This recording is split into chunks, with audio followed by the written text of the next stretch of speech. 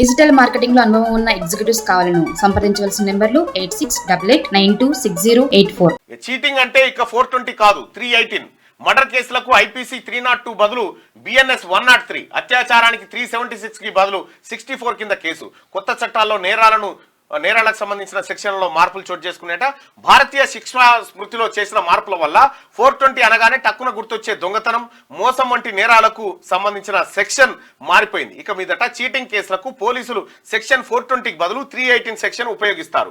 Indian penal code 1860 స్థానంలో 1860 స్థానంలో 2024 July 1 నుంచి భారతీయ న్యాయ సంహిత 2023 చట్టం అమల్లోకి వచ్చింది. దీంతో నేరాలు, వాటికి వేసే శిక్షలకు సంబంధించిన సెక్షన్లలో మార్పులు చోటు చేసుకున్నాయి.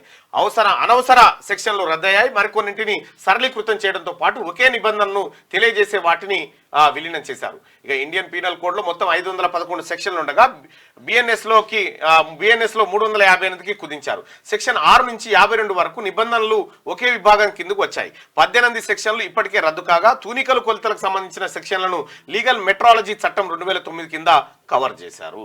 సో మొత్తానికి ఇప్పుడు గతంలో వాడు 420 అనుకుంటే 420 అనొద్దు, వాడు 318 రా 318 వాడు అనాలి. అంటే ఆ 420 అనేది పోయిందిగా.